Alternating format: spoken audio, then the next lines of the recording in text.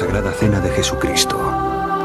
Los poetas medievales cantaron sus excelencias, y los caballeros del rey Arturo lo persiguieron hasta los confines de la tierra. Pero ¿quién reclamó realmente el cáliz después de la crucifixión? ¿Cómo es posible que existan tantas historias sobre el Santo Grial y no haya dos exactamente iguales? ¿Y por qué existe el peligro de herejía? Hay muchos tesoros de mayor tamaño, pero ninguno tan preciado ni tan misterioso.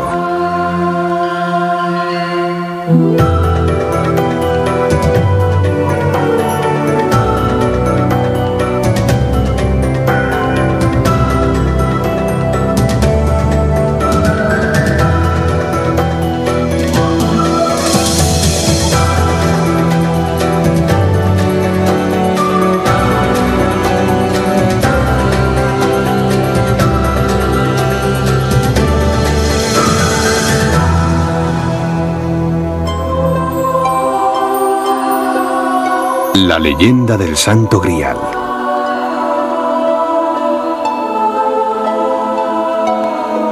Rumores, leyendas, secretos. El velo del misterio que envuelve al Santo Grial se ha perpetuado a lo largo de 20 siglos. Lo único que podemos suponer con verosimilitud es que la búsqueda de este sagrado tesoro debió de comenzar en Jerusalén, en la época de Jesucristo. En el siglo I de nuestra era, casi todo el mundo conocido pertenecía a Roma. Judea no era sino una apartada provincia del imperio, bastante problemática, por cierto, ya que algunos grupos locales habían empezado a resistir activamente al dominio imperial tras décadas de sometimiento.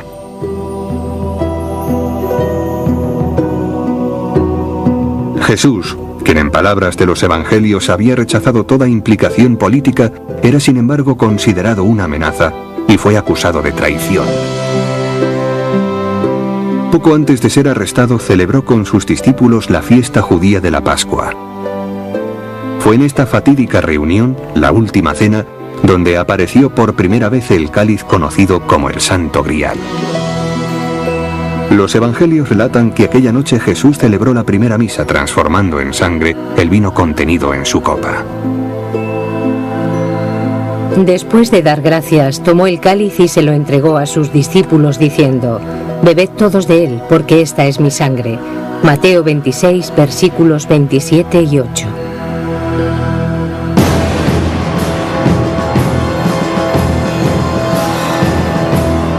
Jesucristo fue apresado a las pocas horas de terminar la última cena.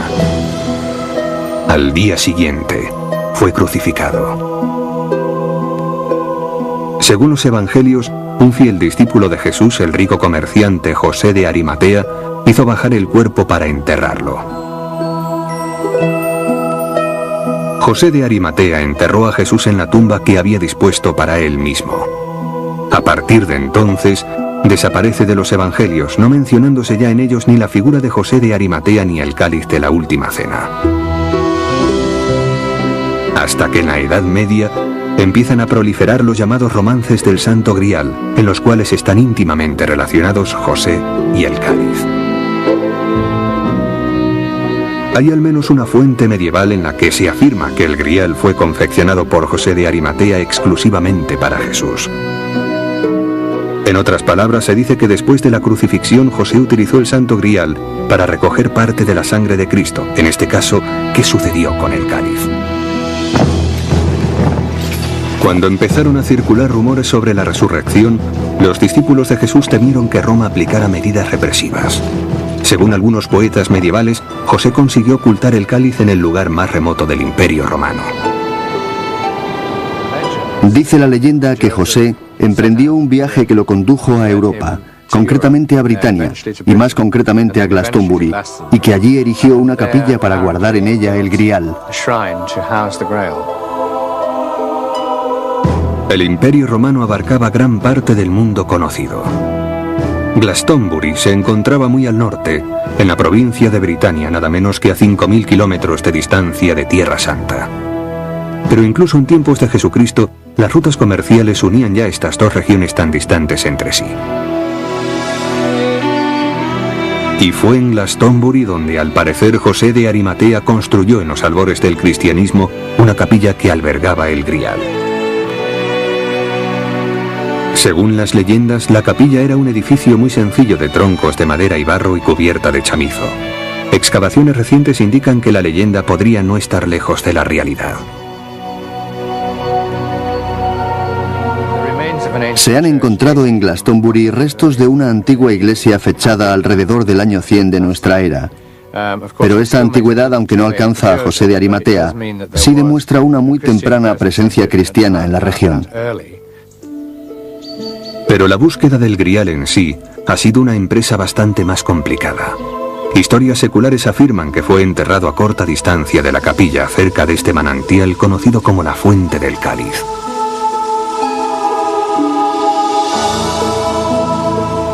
El agua del manantial deposita aquí sedimentos de color rojizo.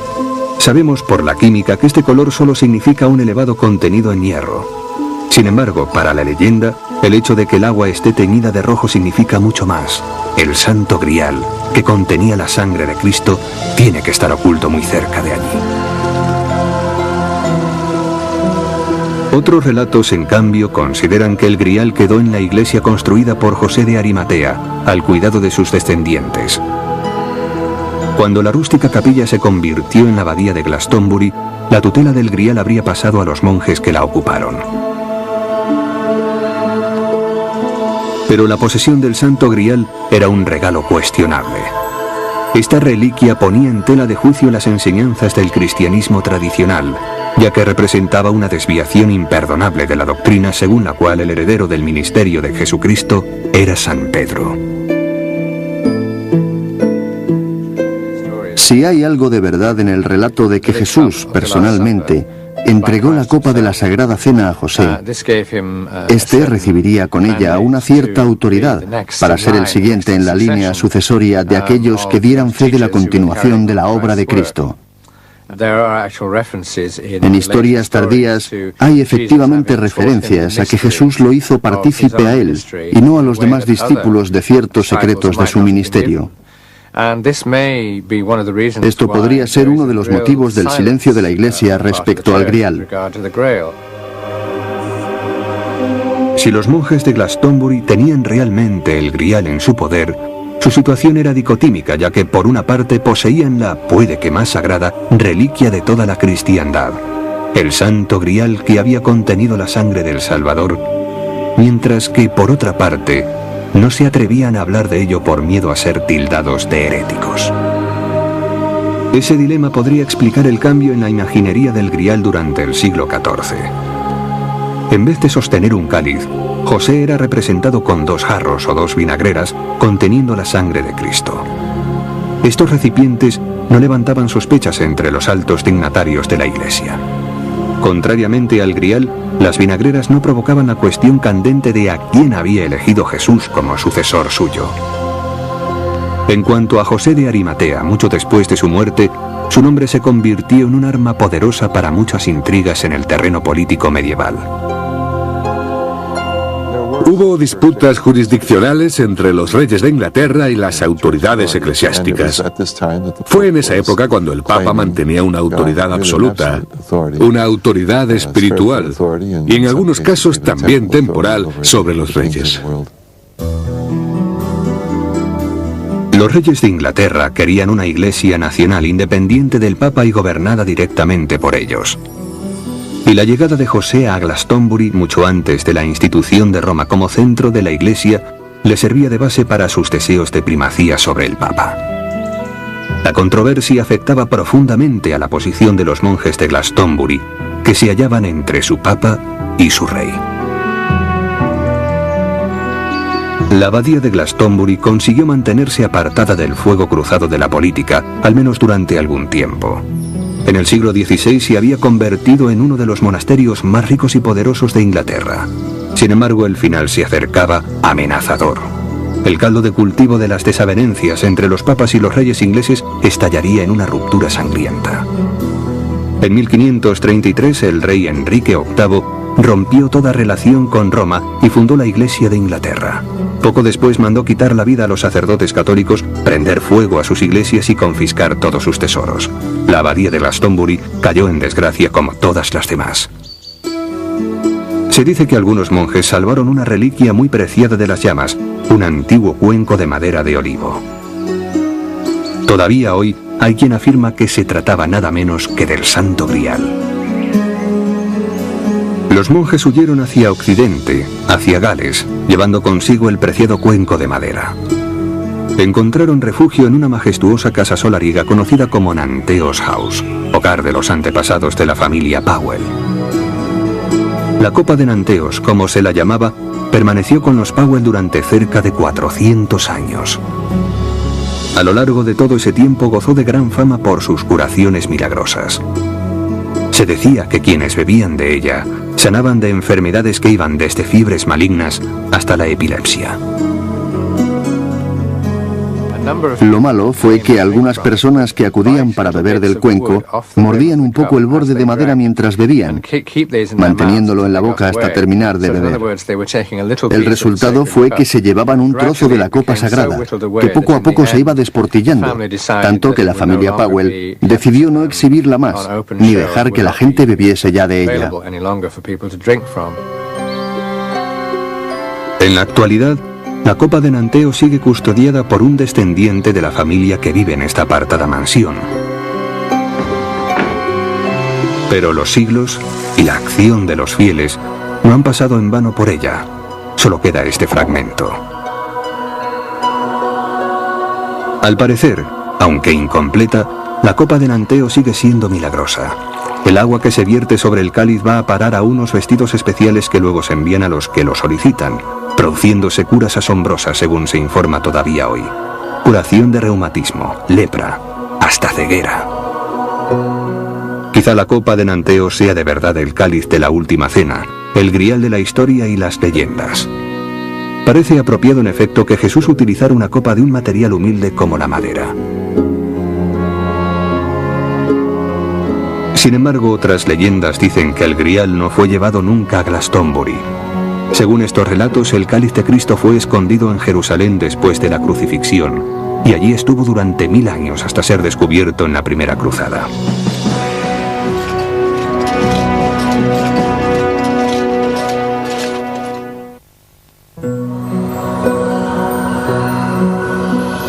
Si algún lugar de la tierra recoge las inquietudes espirituales de la humanidad, esa es la antigua ciudad de Jerusalén. Suelo sagrado para musulmanes, cristianos y judíos, Jerusalén es también el escenario ideal para una leyenda épica sobre el Santo Grial. Según algunas narraciones, durante la conmoción que siguió a la crucifixión de Jesucristo, el Grial fue escondido en la parte inferior del templo de Salomón y allí estuvo oculto durante 1 milenio hasta la era de las cruzadas.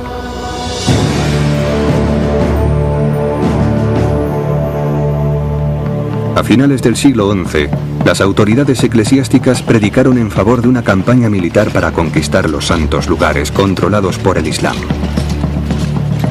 Por toda Europa empezaron a incorporarse a filas los soldados de la primera cruzada. En julio del año 1099, tras un sangriento sitio que duró 5 semanas, entraron triunfantes en Jerusalén las fuerzas cristianas bajo el mando del duque Godofredo de Bouillon. De Bouillon fue el primer gobernante del llamado Reino Latino de Jerusalén. No tardarían mucho los peregrinos europeos en querer visitar por su cuenta la tierra sagrada de Jesucristo. Con el fin de protegerlos, un noble francés de nombre Hugo de Payens fundó la orden de monjes soldados conocidos hoy como caballeros templarios. Hugo de Payens y otros 8 caballeros llegaron a Tierra Santa en 1118. Sus planes iniciales, sin embargo, sufrieron un cambio.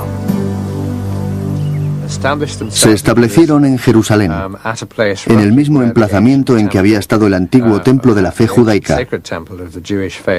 Entonces empezaron a circular rumores. Se decía que estaban excavando debajo del templo y que habían encontrado un tesoro sagrado. Según la tradición, lo que encontraron fue el Santo Grial, convirtiéndose así en sus guardianes. Puede que nunca sepamos si el Grial estuvo escondido bajo el templo ni si los caballeros templarios consiguieron recuperarlo.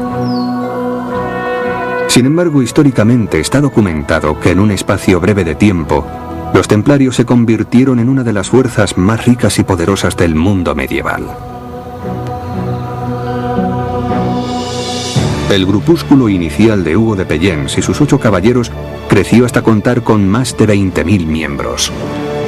Los templarios establecieron una red comercial a través del Mediterráneo y tenían propiedades en todo el mundo conocido.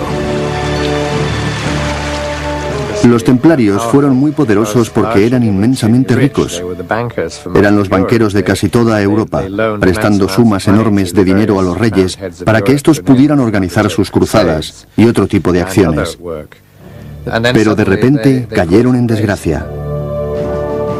Los caballeros templarios, que en principio gozaron de la protección de la Iglesia, pasaron a ser excomulgados. A comienzos del siglo XIV, Roma acusó a la orden de herejía, culto al demonio y prácticas inmorales. El rey de Francia puso un gran entusiasmo en castigar a los templarios. El motivo es en parte el hecho de que adquirieron demasiado poder.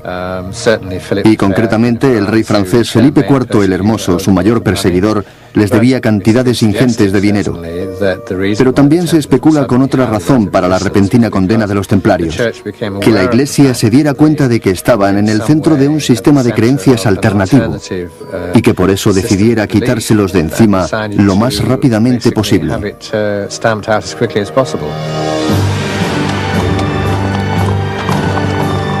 En un viernes 13 del año 1307, los agentes del rey Felipe detuvieron a prácticamente todos los templarios de Francia.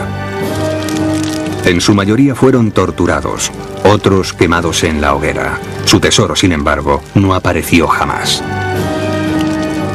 Durante largo tiempo se dijo que un reducido grupo de templarios había conseguido escapar con las riquezas de la orden, puede que también con el Grial. Muchos creen que encontraron refugio en el castillo Roslin de Escocia, perteneciente a la familia Sinclair. La estrecha relación de los templarios con los Sinclair se remontaba a 200 años atrás, a los inicios de la orden. Catalina de Sinclair, perteneciente a la línea francesa de los Sinclair, estaba casada con Hugo de Payens, el fundador de la orden templaria. Como los templarios sabían que en Escocia estarían seguros, fueron directamente a Roslin, el hogar de la familia Sinclair, llevando sus tesoros con ellos.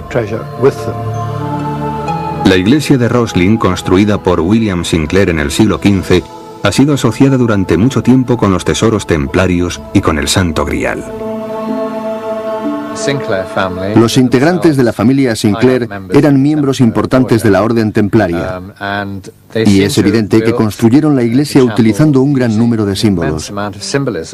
Mirando los elementos pétreos que cubren todo el interior del edificio, vemos que hay algunos referidos a mitos cristianos y precristianos, dentro de la línea de las enseñanzas templarias y la tradición del Grial. En el extremo oriental de la iglesia se encuentra audazmente expuesta una imagen pagana, el símbolo de la fertilidad conocido como el hombre verde. Más de un centenar de estas reproducciones nos contemplan desde las arquivoltas de la iglesia. Una serie de esculturas alegóricas muestran a reyes y a plebeyos en sus actividades diarias, escoltados en cada ocasión por la figura de la muerte, un recordatorio de las muchas posibilidades que ofrece la vida, en medio de una única certeza. Aquí, dos cansados caballeros perseveran en su búsqueda del Santo Grial, mientras que en la nave lateral José de Arimatea lo sostiene perpetuamente fuera de su alcance.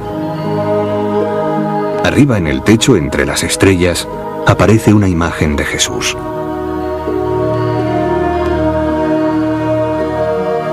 William Sinclair construyó la iglesia de Roslin cuando se enteró de que se iban a quemar libros, o al menos prohibirlos. Así, a través de estos trabajos en piedra, quiso dejar un mensaje a la posteridad. Se ha dicho que Roslin Chapel es más que un mensaje simbólico.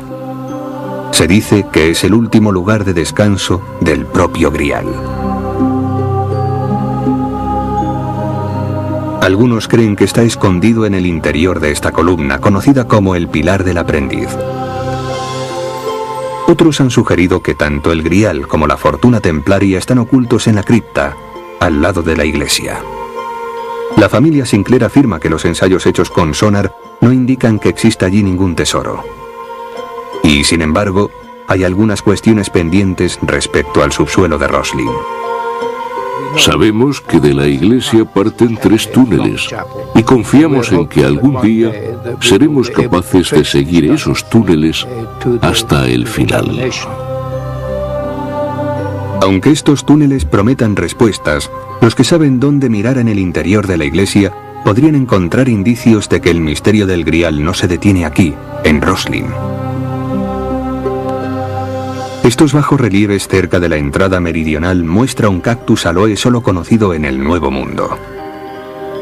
El arco sobre una ventana cercana es otra planta nativa de América, el maíz. Puesto que Roslin Chapel fue construido antes de que Colón llegara al Nuevo Mundo, ¿cómo conocían los Sinclair la existencia de estas plantas de ultramar? Se ha llegado a pensar que los relieves son las claves de un sorprendente misterio sobre el Grial, el nacimiento de una rama secreta del cristianismo y su peligroso viaje al Nuevo Mundo.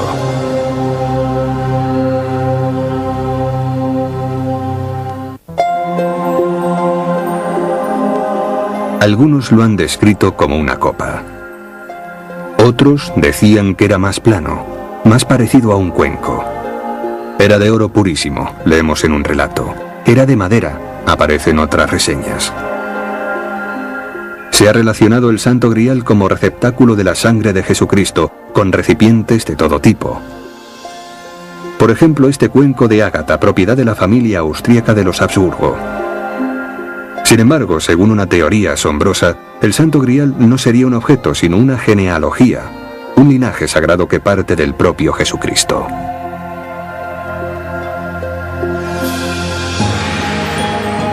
La mayoría de los cristianos acepta que Jesús sea Dios y hombre, que sea a la vez divino y humano. La teoría genealógica va más lejos. Dice que Jesús se casó y tuvo hijos. De todas las interpretaciones que se dan sobre el Santo Grial, esta es la más controvertida. Durante el medievo, cualquiera que expresara esta creencia se arriesgaba a ser acusado de hereje y a terminar en manos de la Inquisición.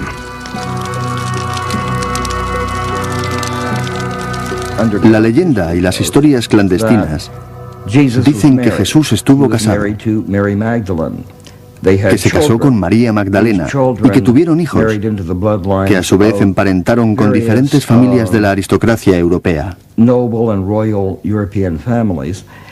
El linaje es lo que realmente ha mantenido y preservado la sangre santa, por lo que nos podemos referir al linaje como a un recipiente que de forma alegórica y poética se llamó Grial. Esta teoría se basa, entre otros, en un antiguo e importante manuscrito llamado el Evangelio de Felipe, que formaba parte de un tesoro de primeros textos cristianos descubierto cerca de la ciudad egipcia de Nag Hammadi en 1945. Casi todos habían sido escritos por miembros de una secta conocida como cristianos gnósticos, y todos ellos fueron condenados por herejes por la Iglesia de Roma. La literatura gnóstica arroja luz sobre la leyenda del Grial. Felipe escribe sin ambajes que María Magdalena estaba enamorada de Jesús y él siempre la besaba en la boca. En otras palabras, habla de ellos como de marido y mujer, y a eso se refiere esta tradición del Grial. Hasta los que no están de acuerdo con esta conclusión se maravillan ante el personaje de María Magdalena que aparece en los textos de Nag Hammadi. En estos textos se menciona a la Magdalena de forma muy diferente a los evangelios. Ella es la iluminada. Ella es la mujer que todo lo sabe. Ella formula a Jesús en alguno de estos tratados preguntas sobre la naturaleza de la existencia. Muchas veces son arcanos incomprensibles para nosotros, pero ella tiene ese papel tan extraordinario. Los discípulos, Pedro en especial, se enfadan a menudo porque es evidente que Magdalena es la predilecta de Jesús. Hay paisajes muy interesantes que no aparecen en ningún otro sitio, y y que explican el temprano interés de la Iglesia por María Magdalena y su importancia. Posteriormente, la Iglesia de Roma retrató a María Magdalena como si fuera una mujer de moral dudosa. Hay quien ve en ello un intento de Roma para salir al paso de cualquier reclamación que pudiera partir de la estirpe del Grial. La Iglesia apostólica se sentía amenazada por la idea y quizá por la realidad de que los descendientes de Jesús estuvieran vivos. Si realmente eran descendientes de Jesús, podrían querer hacerse cargo de la cristiandad y ser entonces ellos la máxima autoridad eclesiástica. Como otras leyendas sobre el Grial, también la teoría del linaje afirma que José de Arimatea viajó a Glastonbury, pero que en vez de una copa, llevó consigo un tesoro viviente, los hijos de María Magdalena y Jesús. Parece que durante los siglos en que los cristianos fueron perseguidos en el seno del Imperio Romano, los descendientes de Jesús se mantuvieron en la sombra, una posición que cambió radicalmente el año 337, cuando el emperador Constantino se convirtió al cristianismo. En aquel momento los descendientes de Jesús debieron de gozar de prestigio. Y yo me imagino que muchas familias competirían por entrar a formar parte de ese linaje, o que ellos se incorporaran al suyo. Quizás sobre todo en Gales, donde hay apellidos que apuntan a una interrelación con el linaje llamado Tesoro de Arimatea.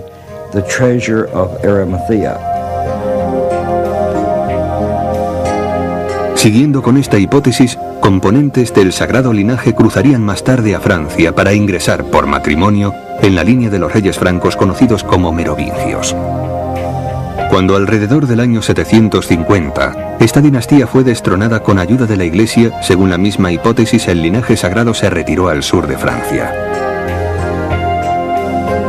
Esta región era también el hogar de la secta cristiana de los cátaros. Sus enseñanzas eran impartidas por mujeres y rechazaban la autoridad de la Iglesia, por lo cual Roma los consideraba culpables de herejía. Algunos creen que se produjo una alianza entre los cátaros y los descendientes de Jesús. Se dice que el linaje sagrado reapareció en la escena mundial en el año 1099 en la persona de Godofredo de Bouillon. Godofredo no solo fue el primer soberano occidental de Jerusalén, sino que de acuerdo con la teoría de la estirpe sagrada, era descendiente directo del propio Cristo. En realidad, los historiadores siempre se habían extrañado de que Godofredo de Bouillon fuera nombrado rey de Jerusalén con el apoyo de todos. En las cruzadas participaron otros nobles mucho más poderosos que Godofredo, pero la respuesta era que, al parecer, Godofredo tenía un árbol genealógico que lo hacía descendiente de Jesús. Esto podría explicar por qué Godofredo de Bouillon era frecuentemente representado con una corona de espinas igual que su supuesto antepasado, Jesucristo. Esta teoría arroja también una nueva perspectiva sobre los caballeros templarios. El hecho de ser una fuerza policial de protección de los peregrinos sería solo una especie de tapadera y estarían más cerca de la verdad los rumores que los vinculaban con el Grial. Pero era un tesoro humano, no uno de oro, el que interesaba a los templarios. Su orden fue fundada para la protección del Santo Grial, es decir, para el linaje de los Bouillon. Eran el brazo armado, la élite. Podría decirse que los guardaespaldas de la dinastía del Grial. No obstante, aún con los poderosos templarios montando guardia, Jerusalén cayó en manos del Islam en 1187, y el gran momento del linaje sagrado no pudo llegar. La familia de Bouillon y sus protectores templarios se retiraron a la Francia meridional. Precisamente esa fue la época en que trovadores y poetas se iniciaron en el tema del Santo Grial. Wolfram von Eschenbach, el autor de Percival, no menciona en su obra el asunto del linaje de Jesús, lo que es comprensible ya que era una herejía que había que mantener en secreto. Lo que sí dice es que caballeros y doncellas han venido desde el Grial para conducir al pueblo hacia la obtención de sus derechos y el progreso de la humanidad. Esto es algo que repite una y otra vez. Y no habla solo de caballeros, sino de templarios. Estos escritores puede que simplemente se hicieran eco de los rumores que circulaban, o quizá estaban revelando un gran secreto a aquellos que podían leer entre líneas. En 1208 el Papa Inocencio III convocó una nueva cruzada, pero esta vez el objetivo eran otros cristianos, y según se vio, el propio linaje del Grial. Se abrieron las puertas de las prisiones, y por participar en esta cruzada, en la que había que matar a otros cristianos, se absolvía de la pena de excomunión. Muchos caballeros franceses tomaron parte en la cruzada, porque los cátaros también tenían dinero y posesiones que se repartirían entre los que consiguieran eliminar la amenaza cátara. La cruzada duró 40 años. En ella se acorraló y torturó a los cátaros en todos los rincones de Francia. Los soldados los persiguieron hasta sus más remotas fortalezas, como esta de Peyre-Perthus. El castillo cayó en 1240, siendo uno de los últimos bastiones cátaros en ser capturados. 50 años más tarde les tocó el turno a los templarios, los guardianes del Santo Grial. En algunos relatos se dice que unos pocos caballeros descendientes de la estirpe sagrada consiguieron huir por el mar. ¿Qué fue de la estirpe de Jesús y sus protectores templarios? Una controvertida teoría afirma que casi un siglo antes de Colón, estos refugiados templarios se aventuraron a cruzar el Atlántico, estableciéndose en el Nuevo Mundo.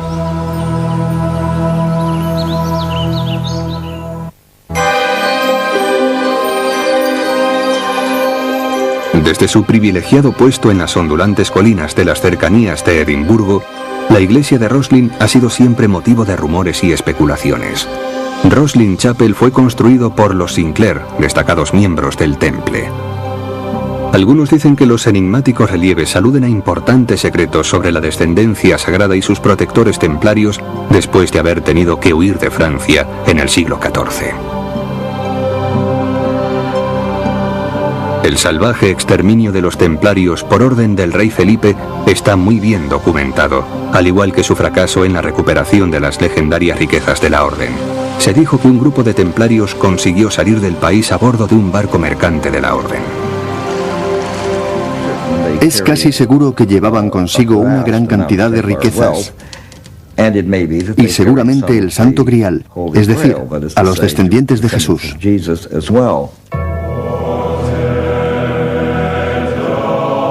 Las leyendas que insisten en vincular el Santo Grial con Roslin Chapel podrían referirse a estos religiosos fugitivos y no al cáliz. Si esto es así, las reproducciones escultóricas dentro de la iglesia de plantas de Norteamérica serían una clave sobre su destino final. Los caballeros templarios habían encontrado un refugio temporal en Escocia, pero ansiaban encontrar un nuevo mundo donde sus ideales pudieran enraizarse y florecer. Se sentían atraídos por ese nuevo mundo que los llamaba. Algunos piensan que el príncipe Henry Sinclair, cuyos descendientes construyeron la iglesia, supo de las plantas en cuestión en 1398 cuando transportó a los templarios y a los herederos del linaje sagrado al Nuevo Mundo, casi un siglo antes de Colón. Se cree que el príncipe Henry, de ascendencia escandinava, siguió la ruta de los antiguos vikingos a través del Atlántico. Un relato medieval, llamado La Narración de Zeno, habla de la llegada de barcos europeos a las costas de lo que ahora es Nueva Escocia, una provincia de Canadá Oriental. La narración de Zeno refiere también el curioso espectáculo del alquitrán haciendo burbujas en un manantial y fluyendo hacia la costa. Ahora sabemos que el único lugar de la costa atlántica que responde a esa descripción se halla cerca de la ciudad actual de Stellarton, en Nueva Escocia. Según la teoría de la estirpe sagrada, se quedaron en el Nuevo Mundo cerca de un centenar de refugiados templarios. Poco a poco se abrieron paso por la costa y después tierra adentro por ríos navegables en lo que ahora es la provincia de Quebec.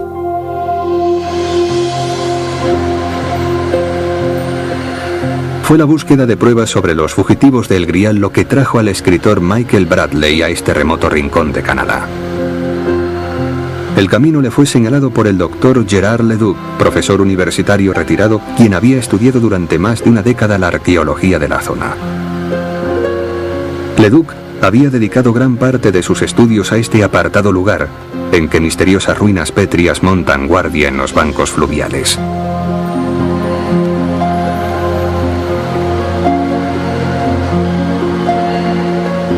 La estructura encontrada bajo una cascada hace pensar en la existencia de un molino. Las paredes miden unos 7 metros de longitud. El cortar y colocar estos grandes bloques no debió de ser una tarea sencilla. Aquí estamos hablando de piedras cortadas de hasta 4 metros de largo y por su volumen podemos determinar el peso aproximado, unas 3,5 toneladas por unidad. Se necesitaban hombres que pudieran manejar piedras muy pesadas en un ambiente francamente adverso. Pero es la supuesta fecha de construcción del molino y su posible vinculación con los refugiados del Grial lo que confiere una importancia extraordinaria a esta rústica obra de mampostería. En 1992, y a petición del doctor Leduc, un equipo de arqueólogos del gobierno estudió el yacimiento. Entre los artefactos desenterrados estaban estas herramientas de albañilería encontradas en un depósito de carbón vegetal. Cuando los arqueólogos observaron el carbón, reflejaron en su informe que procedía de un fuego que había tenido lugar durante la construcción. Un descubrimiento sumamente interesante, porque los restos de carbón permiten aplicar el método de datación por carbono.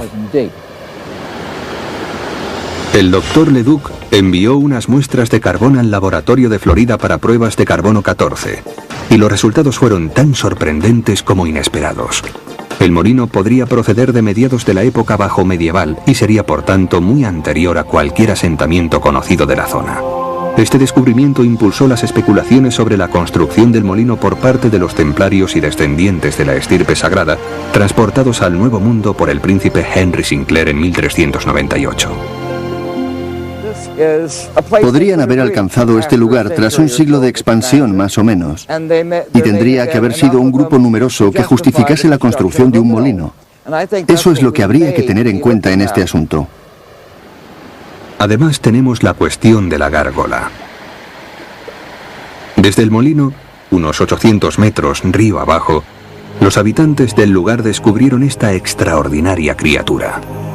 Es de piedra caliza, un material que no existe en la zona y que se diría arrancada directamente de una iglesia medieval.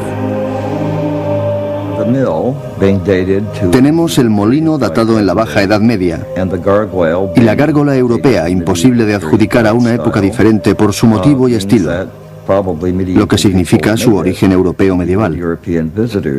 Los únicos europeos cuya venida a estas tierras conocemos son los templarios de Henry Sinclair en 1398. Si los refugiados del Grial viajaron efectivamente a Norteamérica, ¿siguen sus descendientes viviendo en el continente? Algunos dicen que la estirpe sagrada saldrá de nuevo a la superficie durante este milenio, como sucedió hace 1000 años. Sin embargo, otros dicen que la Iglesia de Roma nunca sintió temor ante un linaje sagrado, ni siquiera ante el propio Grial.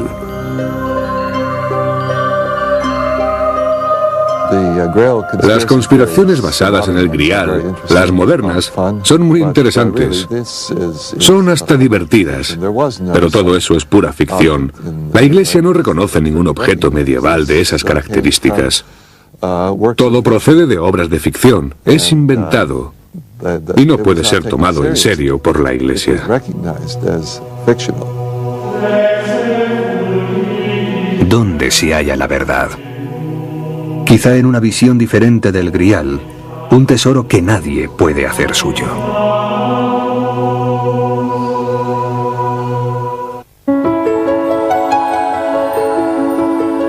Sin duda el Grial es un tesoro misterioso, un cáliz rebosante de posibilidades. ¿Estará el cáliz de la última cena esperando todavía ser encontrado? ¿Hay atisbos de realidad entre las historias que aluden a una estirpe sagrada? ¿Tienen una base real los romances de este ciclo? Los escritores medievales nos han dejado un conjunto de obras contradictorio, pero seductor sin duda. Algunos mencionan a José de Arimatea, otros no. Unos hablan de los templarios, otros no. Pero hay un tema común a todos ellos: El Santo Grial es la búsqueda, con mayúsculas. El primer romance sobre el Grial fue escrito por el poeta francés Christian de Troyes el año 1190. Su héroe es Percival, un joven caballero que aspira a conseguir un asiento en la mesa redonda del rey Arturo. El inocente Percival encuentra el Grial en un remoto castillo. Una vez en su interior, Percival es testigo de una solemne procesión en la que se exhibe el Grial por la gran estancia una y otra vez. El señor del castillo y guardián del Grial es un rey. Sufre de una herida que no quiere sanar y su reino se está derrumbando.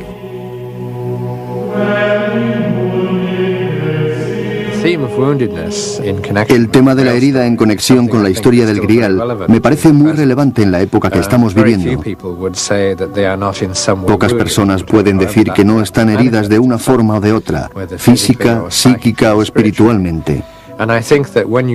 Cuando se leen estas historias, se ve que la base es universal porque se refiere a nuestras propias heridas y a la posibilidad de curación.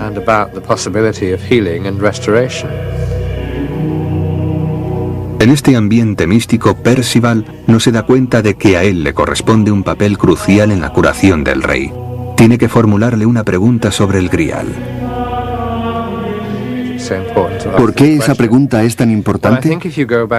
Si pensamos en sanar, muy a menudo el primer paso es preguntar, ¿qué tengo? ¿Qué me pasa? ¿O por qué estoy herido? De esa manera se inicia el proceso del conocimiento sobre la esencia de la herida.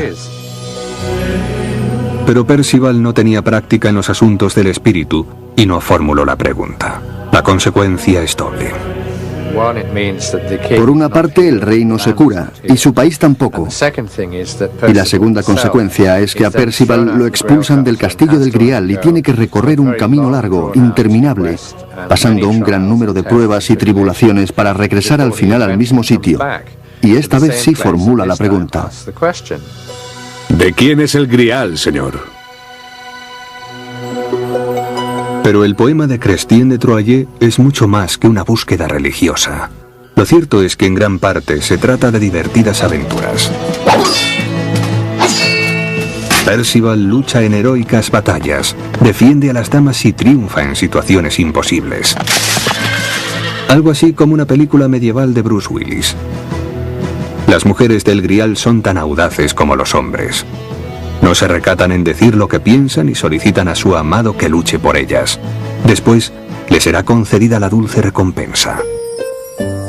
Entonces la dama le da sus parabienes y lo conduce a su recámara para que repose y se instale a su gusto. Y no rechaza ni sus abrazos ni sus besos, sino que ambos retozan, se besan, hablan, están contentos. Christian de Troyes, 1190. La atractiva combinación de búsqueda espiritual y aventura terrenal aparece en muchos poemas sobre el Grial. En algunas de las últimas obras, el rey Arturo y su corte se instalan en el centro de la escena, pero el Grial aparece siempre como catalizador de la acción. En Camelot, el Grial aparece de forma mágica y flota sobre la mesa redonda. Los caballeros de Arturo están hipnotizados. Cuando el Grial se desvanece tan misteriosamente como había llegado, todo Camelot se pone en marcha para buscarlo. De nuevo se despliegan los temas gemelos de búsqueda espiritual y aventuras de hombres valientes.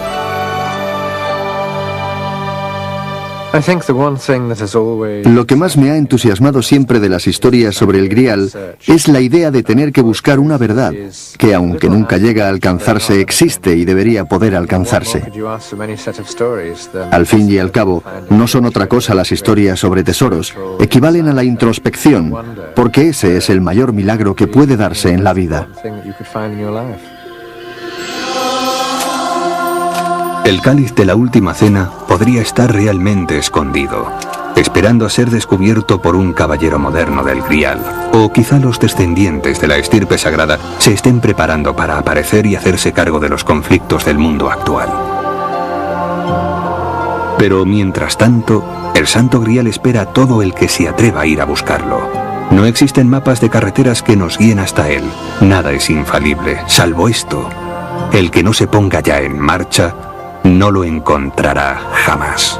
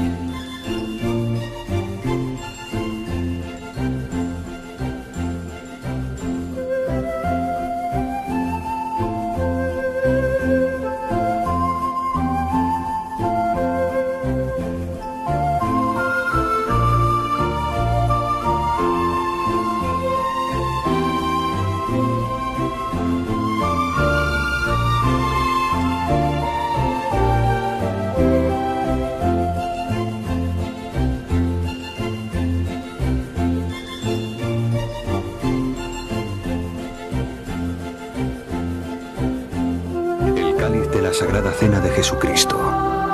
Los poetas medievales cantaron sus excelencias, y los caballeros del rey Arturo lo persiguieron hasta los confines de la tierra. Pero ¿quién reclamó realmente el cáliz después de la crucifixión? ¿Cómo es posible que existan tantas historias sobre el Santo Grial y no haya dos exactamente iguales? ¿Y por qué existe el peligro de herejía? Hay muchos tesoros de mayor tamaño, pero ninguno tan preciado, ni tan misterioso.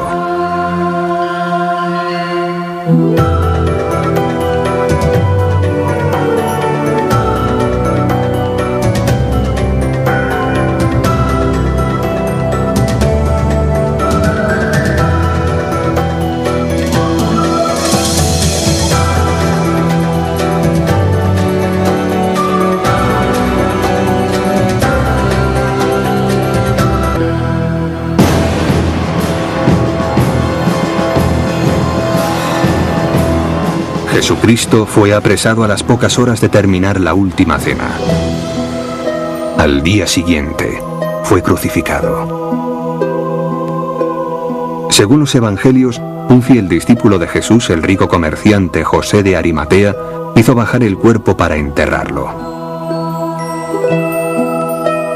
José de Arimatea enterró a Jesús en la tumba que había dispuesto para él mismo. A partir de entonces, desaparece de los evangelios, no mencionándose ya en ellos ni la figura de José de Arimatea ni el cáliz de la última cena. Hasta que en la Edad Media empiezan a proliferar los llamados romances del Santo Grial, en los cuales están íntimamente relacionados José y el cáliz.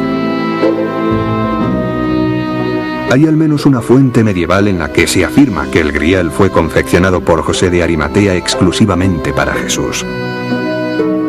En otras palabras, se dice que después de la crucifixión José utilizó el Santo Grial para recoger parte de la sangre de Cristo. En este caso, ¿qué sucedió con el cáliz? Cuando empezaron a circular rumores sobre la resurrección, los discípulos de Jesús temieron que Roma aplicara medidas represivas. Según algunos poetas medievales, José consiguió ocultar el cáliz en el lugar más remoto del Imperio Romano. Dice la leyenda que José emprendió un viaje que lo condujo a Europa, concretamente a Britania, y más concretamente a Glastonbury, y que allí erigió una capilla para guardar en ella el Grial. El Imperio Romano abarcaba gran parte del mundo conocido. Glastonbury se encontraba muy al norte, en la provincia de Britania, nada menos que a 5.000 kilómetros de distancia de Tierra Santa. Pero incluso en tiempos de Jesucristo, las rutas comerciales unían ya estas dos regiones tan distantes entre sí. Y fue en Glastonbury donde, al parecer, José de Arimatea construyó en los albores del cristianismo una capilla que albergaba el Grial. Según las leyendas, la capilla era un edificio muy sencillo de troncos de madera y barro y cubierta de chamizo. Excavaciones recientes indican que la leyenda podría no estar lejos de la realidad. Se han encontrado en Glastonbury restos de una antigua iglesia fechada alrededor del año 100 de nuestra era.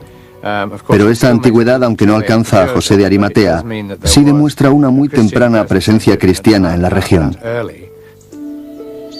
Pero la búsqueda del Grial en sí ha sido una empresa bastante más complicada. Historias seculares afirman que fue enterrado a corta distancia de la capilla, cerca de este manantial conocido como la Fuente del Cáliz.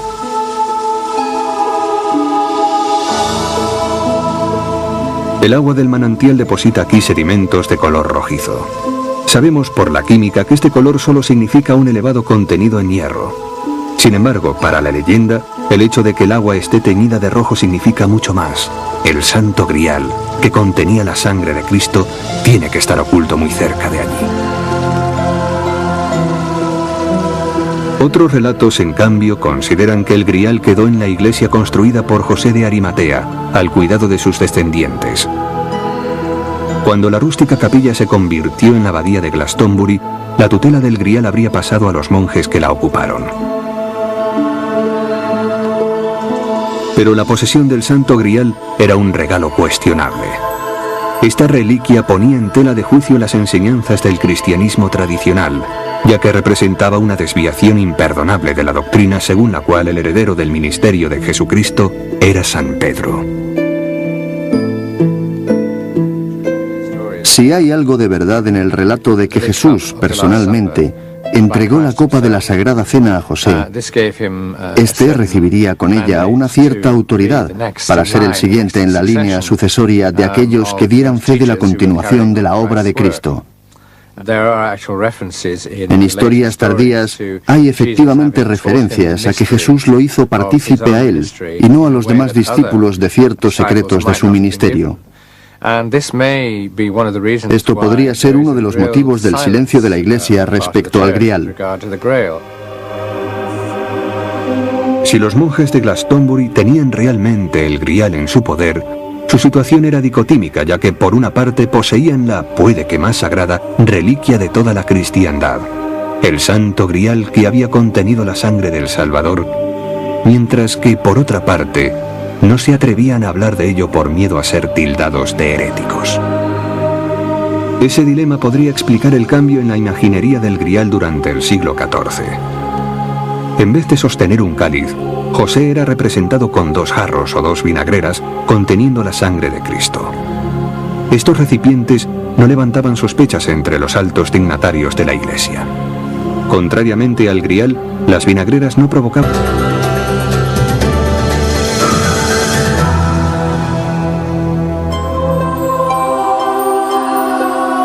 La leyenda del Santo Grial.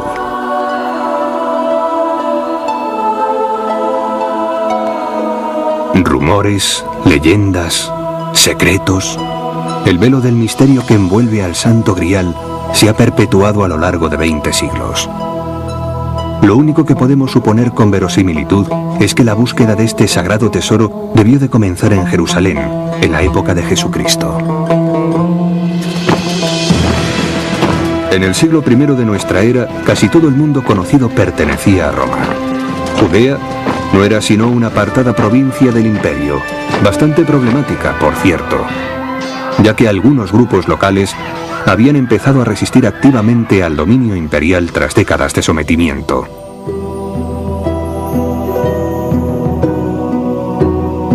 Jesús, quien en palabras de los evangelios había rechazado toda implicación política, era sin embargo considerado una amenaza y fue acusado de traición. Poco antes de ser arrestado, celebró con sus discípulos la fiesta judía de la Pascua.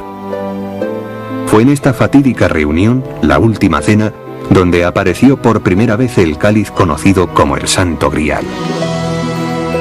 Los evangelios relatan que aquella noche Jesús celebró la primera misa transformando en sangre el vino contenido en su copa. Después de dar gracias, tomó el cáliz y se lo entregó a sus discípulos diciendo: «Bebed todos de él, porque esta es mi sangre». Mateo 26, versículos 27 y 8.